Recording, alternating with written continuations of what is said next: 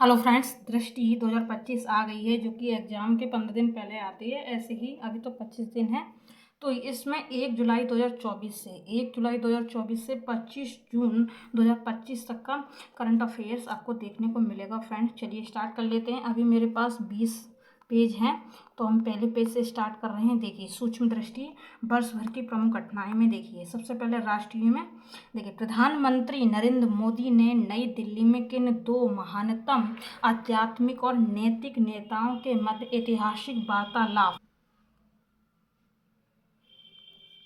वार्तालाप के शताब्दी समारोह का शुभारंभ किया।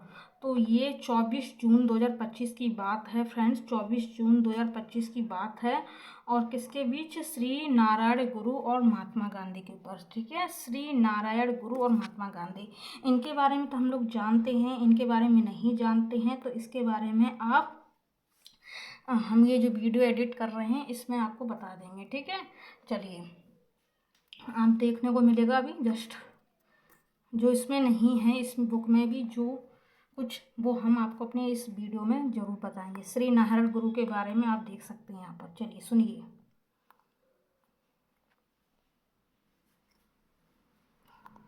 आगे देखिए, ऐतिहासिक वार्ता में 12 मार्च 1925 को किस स्थान पर हुई थी? यह ऐतिहासिक वार्ता 12 मार्च 1925 को किस स्थान पर हुई थी? शिवगिरी मठ, तिरुवनंतपुरम, केरल में। देखिए, तो जैसे कि ये जो बुक है ना फ्रेंड्स, तो ये इसका ही भाग है। ठीक है, ऐसे वाला। और इधर बढ़ेंगे तो इधर देखेंगे। अब ये दूसरा पॉइंट अगला, किस राज्य ने आयुष्मान भारत डिजिटल मिशन के कार्यान्वयन में देश में प्रथम स्थान प्राप्त किया है? तो वो बिहार ने प्राप्त किया है।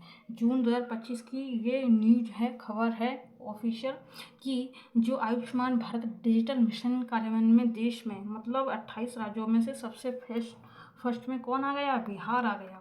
ठीक है, भारत का पहला अंडर वाटर म्यूजियम और कृत्रिम कोरल रीफ किस राज्य में स्थापित किया जाएगा? तो वो किया जाएगा महाराष्ट्र में। ट्रिक के साथ बताते हैं। देखिए, भारत का पहला अंडर वाटर म्यूजियम और कृत्रिम कोरल रीफ किस राज्य में स्थापित? तो वो महाराष्ट्र में।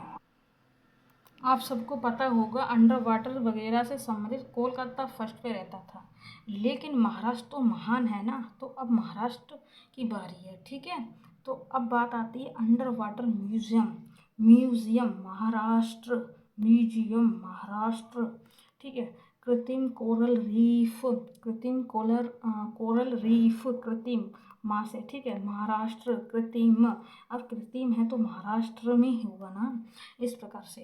अब देखिए, जम्मू कश्मीर में पीएम मोदी द्वारा अनावरण किया गया दुनिया का सबसे ऊंचा रेलवे आर्क ब्रिज कौन सा है? जम्मू कश्मीर में पीएम मोदी द्वारा अनावरण किया गया दुनिया का सबसे ऊंचा रेलवे आर्क ब्रिज। ठीक है, तो ये कहाँ पर? चीनाब ब्रिज के ऊपर, चीनाब। ठीक है, चीनाब जम्मू कश्मीर। ठीक है, ऐसे याद करना है। और ये ऊंचा है रेलवे आर्क ब्रिज, तो ये चीनाब ब्रिज। ठीक है, चीनाब, क्योंकि ये ऊंचा है। चलिए, पक्षी चिड़चिड़ाते हुए ऊंचाई पर उड़ते हैं, आर्क, इस प्रकार से रेलवे। ठीक है, ऐसे याद करिए। कौन सा प्रमुख रेल लिंक राष्ट्र को समर्पित किया गया है?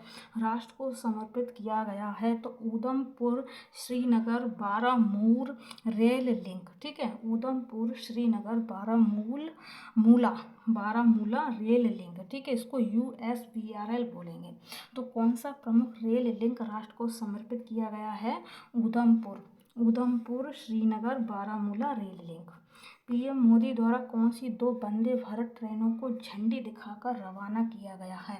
कटरा श्रीनगर कटरा श्रीनगर और श्रीनगर कटरा। ठीक है, देखिए, प्रधानमंत्री नरेंद्र मोदी भारत के किस पहले केबल स्टे रेल ब्रिज का उद्घाटन करेंगे? केबल स्टे रेल ब्रिज का, तो अंजी ब्रिज। कौन सा?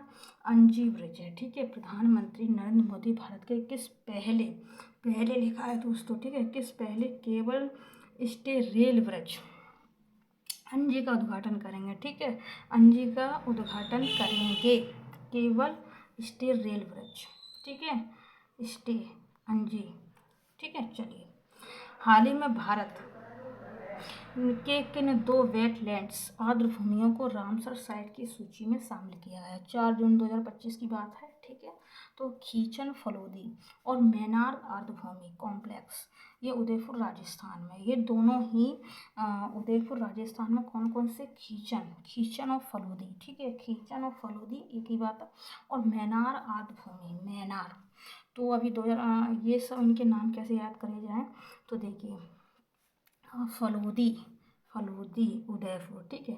उदयपुर तो आप लोग जानते ही कि राजस्थान में, ठीक है। खींचन होती है वहाँ पर जब गर्मी पड़ती है, भागो भागो भागो, अभी भी खींचन पड़ी हुई है।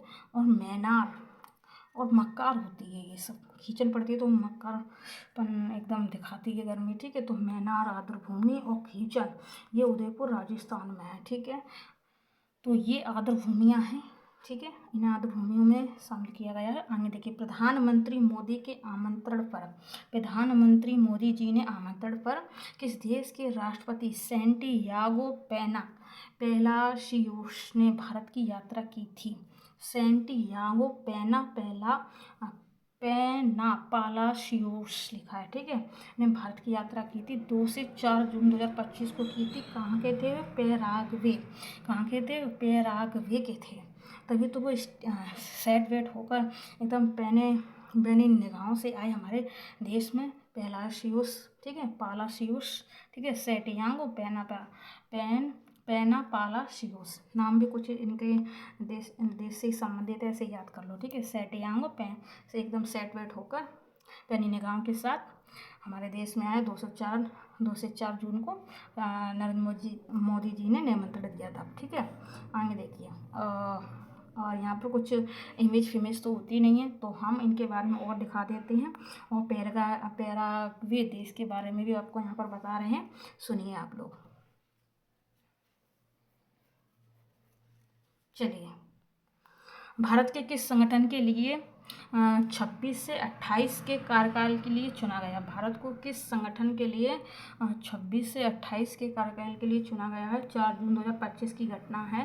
देखिए, संयुक्त राष्ट्र आर्थिक और सामाजिक परिषद, संयुक्त राष्ट्र आर्थिक और सामाजिक परिषद, तो 26-28 कार्यकाल के लिए चुना गया है भारत को, संयुक्त राष्ट्र आर्थिक और सामाजिक परिषद, ठीक है। अब हमारी जो अर्थव्यवस्था व्यवस्था है, आर्थिक स्थिति सुधरती जा रही, तो हमें 26-28 तक का टर्म मिल रहा है, ठीक है, कार्यालय मिल रहा है, ठीक है, ऐसे याद करके रखना। आगे देखिए, IICA का पहला क्षेत्रीय आर्थिक से 28 याद कर लीजिए आप, 1 मिनट, आर्थिक से 28, ठीक है, ऐसे याद करें 26 से 28 तक। आगे देखिए, इधर हम बता रहे थे IICA का पहला क्षेत्रीय परिसर कहाँ स्थापित किया जा रहा है? IICA, तो ये 2 जून 2025 की घटना है, न्यू शिलांग टाउनशिप मेघालय में किया जा रहा है। IICA, जब बादल बरसते हैं तो हम कहते हैं बरसात आ गई, ठीक है। ऐसे न्यू शिलांग टाउनशिप मेघालय में IICA का पहला क्षेत्रीय परिसर स्थापित किया जा रहा है। पहला क्षेत्रीय परिषद कहाँ पर? IICA, भारत का पहला क्षेत्रीय परिसर कहाँ पर? मेघालय में, ठीक है। कहाँ पर वर्षा आती है? मेघालय में आती है। IICA पहला क्षेत्रीय परिसर, न्यू शिलांग टाउनशिप, क्योंकि मेघालय की राजधानी कौन सी है? मेघालय की राजधानी शिलांग है। आगे देखिए, भारत की अपनी तरह की पहली चेरी कांगो ट्रेन किन 2 स्थानों के बीच शुरू हुई? भारत की अपनी तरह की पहली चेरी कांगो ट्रेन, पहली चेरी कांगो ट्रेन किन 2 स्थानों के बीच शुरू हुई थी? कटरा जम्मू कश्मीर से बांद्रा मुंबई, ठीक है, बांद्रा मुंबई, कटरा जम्मू कश्मीर, ठीक है। अब देखिए, 3 जून 2025 की बात है, तो भारत की अपनी तरह की है पहली चेरी कांगो ट्रेन, ठीक है, चेरी वेरी, ठीक है, एकदम याद होता है ना, चेरी कांगो, चेरी खाएंगे, ठीक है, तो पहले काट के खाना पड़ता है इसको, ठीक है, चेरी को हम काट लेंगे, खाएंगे फिर, ठीक है, और फिर बड़ा मज़ा आ जाएगा बांद्रा मुंबई, ठीक है, बड़ा मज़ा आ जाएगा Bandra Mumbai. Cherry Congo train किन 2 स्थानों के बीच शुरू हुई? कटरा और बांद्रा, ठीक है, काटेंगे और फिर बड़ा मज़ा आ जाएगा। चेरी कहाँ हो, चेरी को काटेंगे और फिर खाएंगे तो बड़ा मज़ा आ जाएगा। ठीक है, मुंबई। चलिए नेक्स्ट इधर देखेंगे। किस भारतीय कंपनी ने 20 जनवरी 2025 को किस भारतीय कंपनी ने 20 जनवरी 2025 को मैड मिलियन डे को नया गिनीज वर्ल्ड रिकॉर्ड्स बनाया है? किस भारतीय कंपनी ने 20 जनवरी 2025 को मैड मिलियन डे को नया गिनीज वर्ल्ड रिकॉर्ड्स बनाया है? तो LIC भारतीय जीवन बीमा निगम को। मैड मिलियन डे, मैड, जब हम पैसे को बनाएंगे, और बनाएंगे कैसे, पैसे को कैसे बनाते हैं, मैड मिलियन, जब 1-1 रुपये करके कहते हैं ना, एक रुपये की चॉकलेट होती है, 1 मिनट, 1 रुपये की चॉकलेट, ऐसे करके चॉकलेट आती है छोटी सी, ऐसे करके चॉकलेट आती है 1 रुपये की, एक की 4 आती थी, अब तो एक की 2 ही हो गई। तो 1 रुपये की चॉकलेट वाली कंपनी धीरे धीरे कर करके मिलियन रुपए कमा रही है, 1 रुपये से स्टार्ट करते। ऐसी जब हमें 1-1 रुपये इकट्ठे करते हैं, तो इकट्ठे करके हम 2000, 3000, 1000 की किस्त भरते हैं जीवन बीमा में, 1-1 रुपये करके। ठीक है, मैड मिलियन डे, मैड मैड मैक, ठीक है, ऐसे याद करो। तो LIC को मिला मैड मिलियन, मिलियन से याद कर लीजिए, मिलियन, मिलियन माने बहुत सारा होता है ना, पैसे वाले होते हैं। तो भारतीय जीवन बीमा निगम, ठीक है, ऐसे याद करना, LIC भारतीय जीवन बीमा निगम। आगे देखिए, LIC ने कौन सा रिकॉर्ड हासिल किया है? एक ही दिन में जारी की गई जीवन बीमा पॉलिसियों की सर्वाधिक संख्या।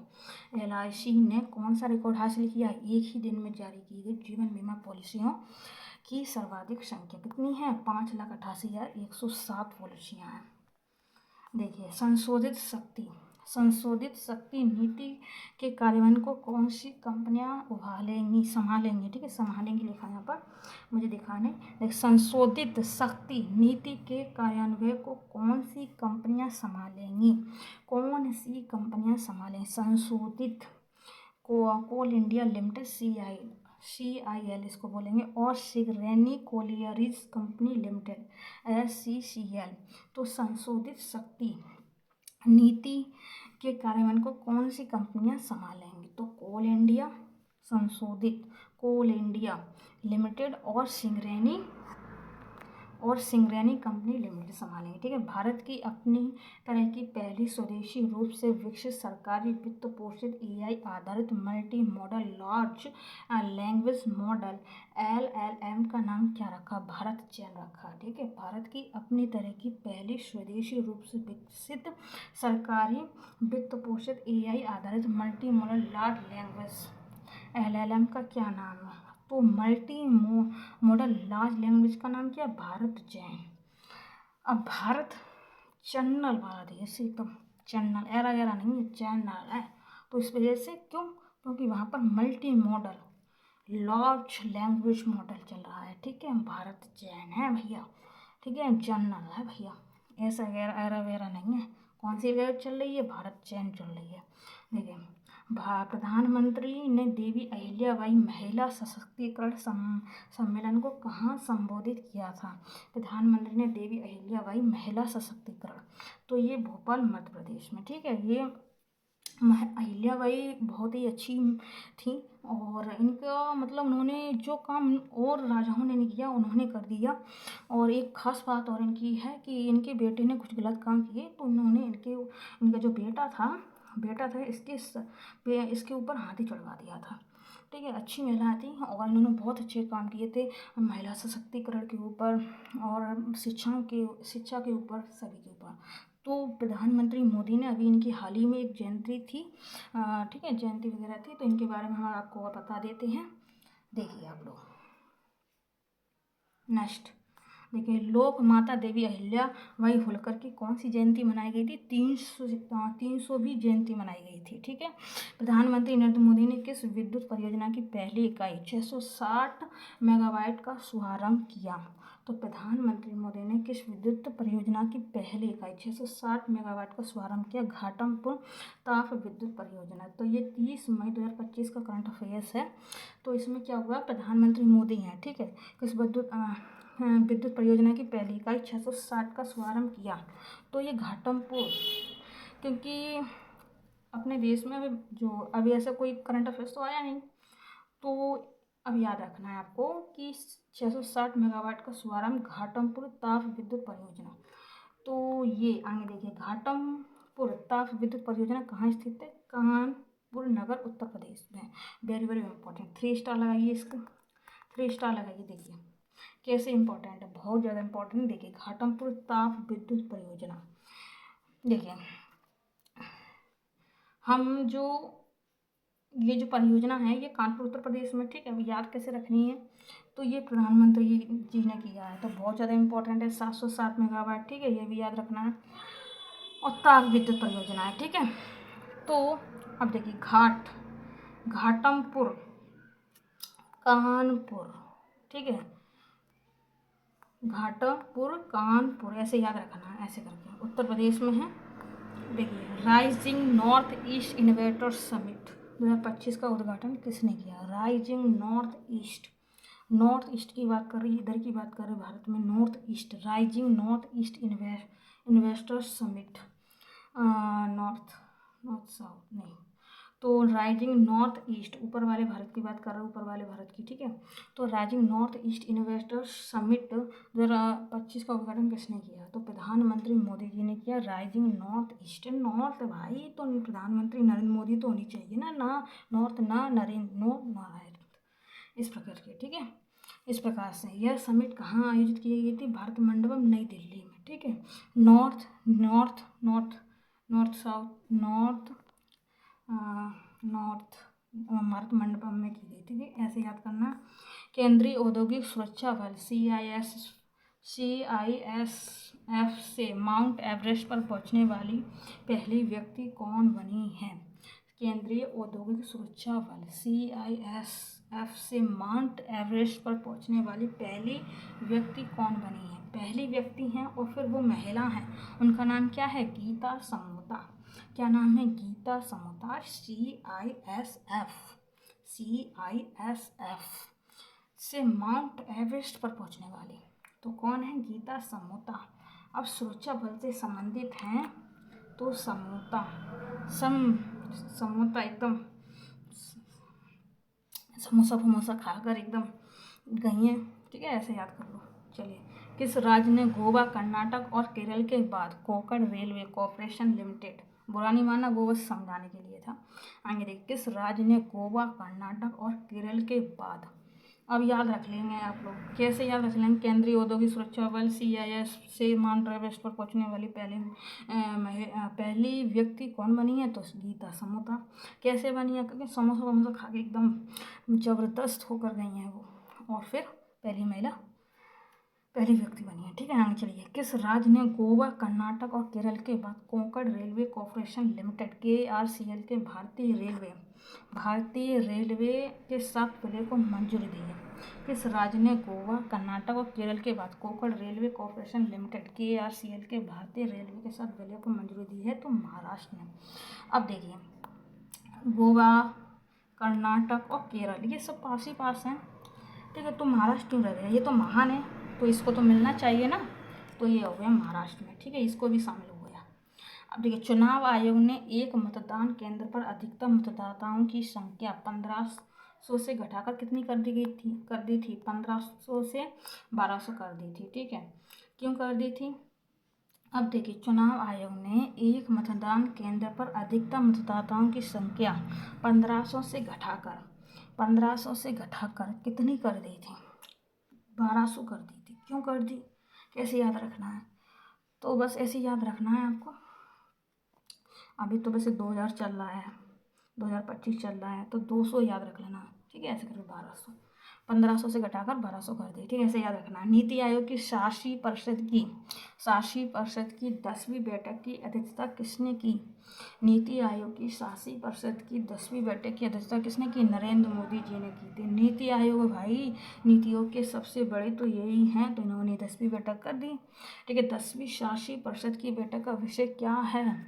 विकसित भारत @ 2047 के लिए विकसित राज्य, विकसित भारत @ 2047 के लिए विकसित राज्य है, ठीक है, इसको नोट कर लेना, वेरी वेरी इम्पोर्टेंट। चलिए, पूर्ण कार्यात्मक सुरक्षा, पूर्ण कार्यात्मक साक्षर घोषित करने वाला, पूर्ण कार्यात्मक साक्षर घोषित किए जाने वाला पहला भारतीय राज्य कौन सा है? तो ये मिजोरम है। पूर्ण कार्यात्मक साक्षर घोषित किए जाने वाला भारत का पहला भारतीय राज्य। तो ये तो कार्यात्मक है, कार्यात्मक शब्द से ही आप मिजोरम को लीजिए, ठीक है। कार्यात्मक मिजोरम, क्योंकि मजे वजे में होते हैं तो कार तो हम करते ही हैं अपने। कार्यात्मक साक्षर घोषित हो गया मिजोरम, ठीक है। चलिए, सार्वजनिक क्षेत्र के किन 3 उद्यमों को मिनी रत्न श्रेणी फर्स्ट का दर्जा मिला है? सार्वजनिक क्षेत्र के किन 3 उद्यमों को मिनी रत्न श्रेणी फर्स्ट का दर्जा मिला है? तो म्यूनिसिस इंडिया लिमिटेड, MIAL इसको बोलेंगे आर्मड व्हीकल्स निगम, ठीक है, और इंडिया ऑप्टिकल लिमिटेड। तो सार्वजनिक क्षेत्र के 3 ये उद्यम हैं, इनको मिनी रत्न मिला है। तो मिनी रत्न मिला तो म्यूनी, ठीक है, म्यूनी है, ठीक है, म्यूनी। और उसको आमरड आंवला खाती है, म्यूनी है आंवला खाती है, और ऑप्टेल और बोलती है। म्यूनी आंवला खाती है और बोलती है, ऐसे म्यूनी आमरड ऑप्टल, ठीक है, ऐसे याद करना। चलिए, दिन के समय बिजली की पूरी मांग और सौर ऊर्जा से पूरा करने वाला भारत का पहला जिला कौन बना है? दीव बना है, ठीक है। दीव कौन? दमनदीव, ठीक है। पहला जिला कौन सा बना है? तो ये कोई केंद्र शासित प्रदेश नहीं है, ये दिन जिला पूछा, ठीक है। दिन के समय बिजली की पूरी मांग और ऊर्जा को पूरा करने वाला भारत का पहला जिला कौन बना है? दीव बना है, ठीक है। अब दीव के बारे में मुझे सर्च करना पड़ेगा, इसमें सही से नहीं लिया, तो देखिए आप लोग। अब देखिए आगे बढ़ते हैं। मार्च 2025 में जारी भारत में नदी डॉल्फिन की जनगणना के अनुसार, मार्च 2025 में नदी डॉल्फिन की जनगणना हुई, ठीक है, के अनुसार किस राज्य में सर्वाधिक नदी डॉल्फिन पाई गई हैं? सर्वाधिक नदी डॉल्फिन उत्तर प्रदेश में पाई गई हैं। सर्वाधिक नदी डॉल्फिन उत्तर प्रदेश में पाई गई हैं। कितनी पाई गई हैं? 2,397, मतलब 2,997, ठीक है। 2 और 3 मिलकर थे, तो आगे बढ़ते हैं हम लोग। तो 2 3 पहले याद रखो, फिर 9 7 ऐसे करके 97। चलिए नेक्स्ट, इसके बाद क्रम से दूसरे में तीसरे स्थान पर कौन रहा है? Very very important. तो सबसे पहले हमारा उत्तर प्रदेश हो गया, और वैसे भी यूपी बिहार चिल्लाते हैं हम लोग, तो उसके बाद बिहार, ठीक है। उत्तर प्रदेश के बाद बिहार, फिर उसके बाद पश्चिम बंगाल, उत्तर बिहार और पश्चिम, उत्तर बिहार और पश्चिम, ऐसे याद रखो। यूपी बिहार पश्चिम बंगाल, ऐसे याद रखना, ठीक है। तो बिहार में कितनी है? 2002 और फिर 2 फिर 0, ऐसे करके 2220। पश्चिम बंगाल में 815। तो ऐसे ही आपको याद रखना। चौथे नंबर पर आप कमेंट्स में जरूर बताना। राष्ट्रीय प्रौद्योगिकी दिवस पर भारत में सीमेंट क्षेत्र के लिए पहला CCU टेस्ट बेड क्लस्टर किसने लॉन्च किया था? राष्ट्रीय प्रौद्योगिकी दिवस पर भारत में सीमेंट क्षेत्र के लिए पहला CCU टेस्ट बेड क्लस्टर किसने लॉन्च किया था? विज्ञान और प्रौद्योगिकी विभाग ने। आजकल विज्ञान और प्रौद्योगिकी विभाग बहुत टेस्ट वेस्ट कर रहा है, तो इस वजह से CCU टेस्ट वेस्ट क्लस्टर इसने ही लॉन्च किया है, ठीक है। चलिए नेक्स्ट, भारत में स्वतंत्र परिसर स्थापित करने वाला पहला अमेरिकी विश्वविद्यालय कौन होगा? भारत में स्वतंत्र परिसर स्थापित करने वाला पहला अमेरिकी विश्वविद्यालय कौन है? Illinois institute of technology. कौन सा? इलिनॉइस। बहुत एटीट्यूड दिखा रहा था अमेरिका, बहुत एटीट्यूड दिखाया, तो अब कह रहा है नहीं ई नो, ठीक है। Illinois institute of technology Bharat में स्थापित कर रहा है। नो, अब कहते थे एटीट्यूड दिखा दे, फिर कहते अरे नहीं नो, तो इसी वजह से अब वो इलिनॉइस इंस्टीट्यूट ऑफ टेक्नोलॉजी वाला हमारे भारत में परिसर स्थापित कर रहा है, ठीक है। चलिए, इलिनॉइस टैंक का मुख्य परिसर कहाँ स्थित होगा? ये शिकागो, इलिनॉइस टैंक का मुख्य परिसर कहाँ स्थापित? शिकागो USA में, ठीक है। शिकागो USA में स्थापित हो रहा है, ठीक है। आगे देखिए, सुरक्षा बलों ने छत्तीसगढ़ तेलंगाना सीमा पर कौन सा नक्सल विरोधी अभियान चलाया? सुरक्षा बलों ने छत्तीसगढ़ तेलंगाना सीमा पर कौन सा नक्सल विरोधी अभियान चलाया है? तो 21 अप्रैल से 11 मई 2025 की बात है। ये ऑपरेशन ब्लैक फॉरेस्ट चलाया है, ठीक है, छत्तीसगढ़ और तेलंगाना में ऑपरेशन ब्लैक फॉरेस्ट। ये छत्तीसगढ़ में नक्सलवादी ऐसे दम पागल हो रहे हैं, ऐसे लग रहा है कूट दो एक आधों को, ठीक है, कूच दो मतलब। तो देखिए अब कैसे करेंगे, ब्लैक मतलब बेल्ट से तो कूचेंगे, ठीक है, ऑपरेशन चलाएंगे तो ब्लैक फॉरेस्ट ऑपरेशन कौन सा चलाएंगे, बेल्ट से एकदम मारेंगे, थप्पड़ एकदम खा लो घेर लो, ठीक है, तो ब्लैक बेल्ट से मारेंगे नक्सलवादियों को। तो छत्तीसगढ़ और तेलंगाना, ठीक है, बेल्ट पर तेल लगा लगा कर मारेंगे ऐसे करके। चलिए छत्तीसगढ़ और तेलंगाना पिटाई करेंगे उसकी नक्सलवादियों की। तो ये छत्तीसगढ़ तेलंगाना सीमा पर कौन सा नक्सलवाद विरोधी चलाया, ऑपरेशन ब्लैक बेल्ट, ठीक है, ब्लैक बेल्ट फॉरेस्ट वाला। चलिए आगे बढ़िए। बिहार सरकार ने गया शहर का नाम बदलकर क्या करने का निर्णय लिया है? बिहार सरकार है तो आजकल वहाँ पर अब बड़े बूढ़े जी लोग तो होते हैं सीएम, तो उनका नाम क्या है, नीतीश आप नीतीश ऐसे कुछ नाम है उनका, नीतीश नाम है। तो नीतीश अच्छा नहीं लगता, उसके पीछे एक जी लगाना चाहिए। ऐसे ही हमारे बिहार में अब गया जी हो गया, ठीक है, गया जी, नीतीश जी अपने अखबारों में लिखा हुआ देखा होगा, तो अब देखिए गया जी हो गया, गया का नाम क्या हो गया, गया जी। अब ऐसे गंगा जी बोलेंगे, गंगा गया जी, ठीक है। चलिए भारत का पहला हाइड्रोजन ईंधन सेल चालित भारत का पहला हाइड्रोजन ईंधन सेल चालित ट्रक किसने लॉन्च किया है? भारत का पहला हाइड्रोजन ईंधन सेल चालित ट्रक किसने लॉन्च किया? अंडानी एंटरप्राइजेस ने। तो भारत का पहला ईंधन सेल चालित, ईंधन से चल रहा है अंडानी, ईंधन अंडानी नी है तो ईंधन है, ठीक है, तो चल रहा है एंटरप्राइजेज द्वारा। चलिए हाइड्रोजन फ्यूल सेल ट्रक खनन, हाइड्रोजन फ्यूल सेल ट्रक खनन कार्य हेतु किस क्षेत्र में लॉन्च किया गया है? रायगढ़। तो ये जो है ये किया गया, तो ये रायगढ़ छत्तीसगढ़ में किया गया है, ठीक है, रायपुर छत्तीसगढ़ में किया गया, रायपुर छत्तीसगढ़ में किया गया, इंपॉर्टेंट है, याद रखना।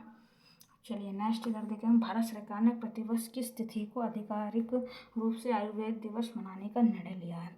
आयुर्वेद दिवस, तो भारत सरकार है उसने प्रतिवर्ष किस तिथि को आधिकारिक रूप से आयुर्वेद, ठीक है, आयुर्वेद दिवस मनाने का निर्णय लिया है 23 सितंबर 23 सितंबर दोस्तों, ठीक है। तो आयुर्वेद दिवस मनाया जाएगा, क्यों मनाया जाएगा? आयुर्वेद तो अच्छा होता है ना। तो हम क्या करेंगे, अपनी तहस नहस जो जिंदगी है उसको सही 23 सितंबर सहित मतलब सेहत अपनी सही करेंगे। कैसे करेंगे? 23 सितंबर को अपनी सेहत सही करेंगे, ठीक है, आयुर्वेद से हम अपनी तहसी नहसी जो ज़िंदगी उसको सही करेंगे, सही में सही करेंगे सितंबर, ठीक है, 23 सितंबर। अब देखिए किस शहर को देश का पहला भिक्षावृत्ति मुक्त शहर घोषित किया है? भिक्षावृत्ति मतलब भिक्षावृत्ति मुक्त शहर घोषित कर दिया इंदौर। अब वो दौर नहीं है, भिक्षावृत्ति मुक्त हो गया हमारा शहर, कौन सा? इंदौर हो गया, ठीक है, वो अब दौर नहीं रहा भिक्षावृत्ति का, तो भिक्षावृत्ति से मुक्त कौन सा शहर हो गया? इंदौर, वो दौर ही नहीं रहा, ठीक है, भिक्षावृत्ति से मुक्त हो गया। चलिए केंद्रीय मंत्रिमंडल ने इंडिया सेमीकंडक्टर मिशन के तहत नोएडा उत्तर प्रदेश में किस इकाई की स्थापना को मंजूरी दी? जो नोएडा है वो उत्तर प्रदेश में पड़ता है, ठीक है। तो केंद्रीय मंत्रिमंडल ने इंडिया सेमीकंडक्टर मिशन के तहत नोएडा उत्तर प्रदेश में किस इकाई की स्थापना को मंजूरी दी है? छठी इकाई को। कौन सी? छठी इकाई को दिया है मंजूरी, छठी, ठीक है। चलिए ये इकाई किनका संयुक्त उद्यम है? HCL और फॉक्सकॉन का। ये इकाई किनका संयुक्त उद्यम है? HCL और फॉक्सकॉन का। भारत में मृत्यु दर पर विशेष बुलेटिन 2020-22 के अनुसार 2022 की अवधि में मृत्यु दर MMR कितनी रही थी? भारत में मृत्यु दर पर विशेष बुलेटिन 2020-22 के अनुसार 2022 की अवधि में मृत्यु दर कितनी रही थी? 88% प्रति लाख जीवित जन्मों पर। 88, ठीक है, प्रति लाख जीवित जन्मों पर, ठीक है, प्रति लाख जीवित जन्मों पर, ठीक है। किस शहर को विश्व स्वास्थ्य संगठन WHO के आयु अनुकूल शहरों और समुदायों के वैश्विक नेटवर्क GNFCC में शामिल किया गया? किस शहर को विश्व स्वास्थ्य संगठन WHO के आयु अनुकूल शहरों और समुदायों के वैश्विक नेटवर्क में शामिल किया गया है? कोझिकोड को, कोझिकोड को, ठीक है। सौर ऊर्जा और स्वच्छ जल की उपलब्धता वाला त्रिपुरा का पहला हरित गांव कौन सा बन गया? तो रंगाचेरा। कौन सा बनेगा? रंगाचेरा, ठीक है, रंगाचेरा। सौर ऊर्जा और स्वच्छ जल की उपलब्धता, सौर है भाई तो रंगाचंगा तो होनी चाहिए ना। सौर ऊर्जा है, स्वच्छ जल मिल रहा है, तो वो कैसा होना चाहिए? रंगाचेरा होना चाहिए, एकदम रंग एकदम खिलखिलाता हुआ चेहरा एकदम, ठीक है। चलिए, केंद्रीय आयुर्वेदिक विज्ञान अनुसंधान परिषद ने